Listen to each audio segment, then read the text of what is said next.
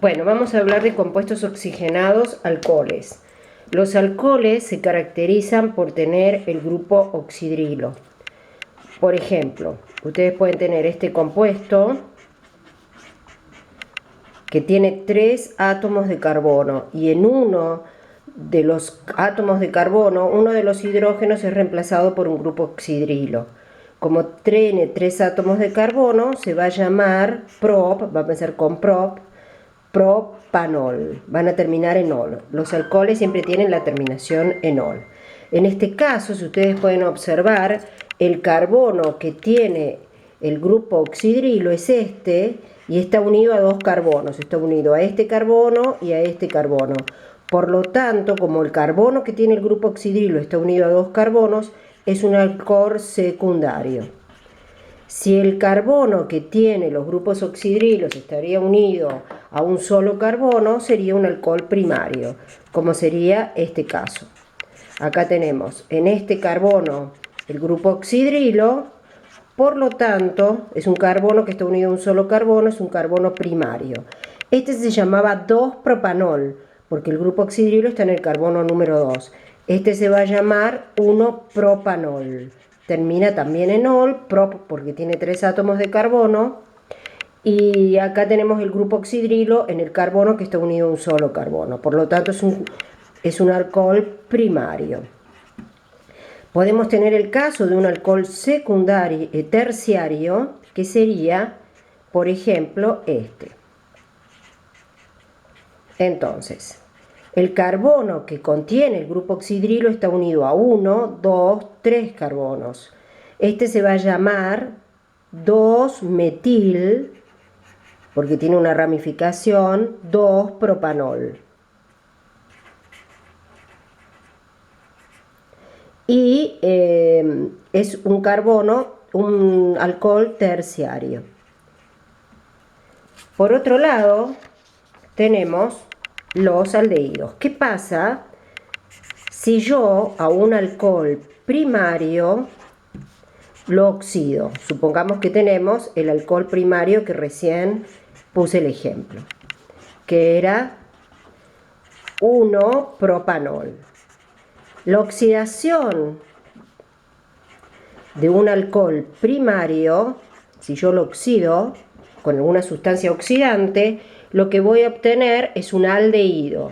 ¿Qué característica tiene el aldehído? Fíjense que en un carbono terminal, en el carbono primario donde estaba el grupo oxidrilo, aparece una unión doble con un oxígeno. Y acá, como tiene 1, 2, 3, falta solo un hidrógeno, hidrógeno 2, hidrógeno 3. Y este se va a llamar propanal. Los aldehídos terminan en al. Si yo a ese mismo alcohol primario lo oxido, pero con un oxidante fuerte, en el caso anterior usé un oxidante débil, si yo oxido ese alcohol con un oxidante fuerte, lo que yo voy a obtener es un ácido. ¿Qué características tiene el ácido? En ese mismo carbono donde estaba el grupo oxidrilo va a haber la doble ligadura con un alcohol y también va a haber un grupo oxidrilo. Por lo tanto, ya va a tener las 4 uniones completas, no hay que poner ningún hidrógeno. 1, 2, 3, 4. Entonces esto va a ser carbono, hidrógeno 2, carbono, hidrógeno 3, y este se va a llamar ácido propanoico. Entonces, por la oxidación débil de un alcohol primario se obtiene un aldehído que tiene una unión doble con el oxígeno donde se encontraba el grupo oxidrilo, o sea, en un carbono terminal, y su nombre termina en al. La oxidación fuerte de un alcohol primario me va a dar un ácido. El ácido tiene la característica de tener en un carbono terminal una unión doble con un oxígeno, un grupo oxidrilo, y se va a llamar ácido propanoico. ¿Qué pasa ahora si yo hago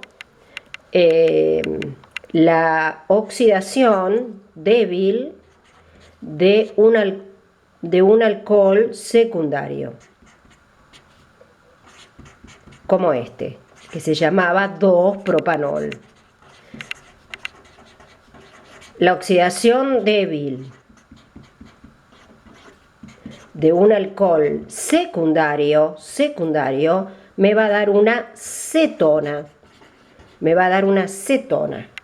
¿Cómo es la cetona? Carbono, hidrógeno 3, carbono, acá hay una unión doble con un oxígeno, carbono, hidrógeno 3. Observen que en este carbono donde se encuentra la unión doble con el oxígeno, no hay hidrógenos, porque ya están las 4 uniones. Y se va a llamar propanona, termina en ona. Y es una cetona que se obtiene por la oxidación débil de un alcohol secundario. Fíjense que también la acetona la pueden encontrar escrita de esta manera, ¿no? Con el oxígeno pegado. Y esto sería una acetona también. De la misma manera pueden encontrar escrito en algunos libros así el aldehído, ¿no?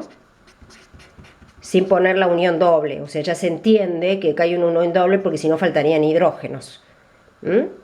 Bien. Después les aclaro que la unión de dos alcoholes da un éter. Y la unión de un alcohol más un ácido da un éster.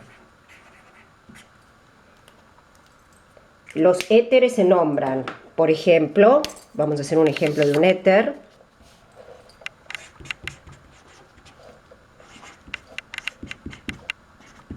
Este éter se caracteriza por tener un oxígeno que une dos grupos.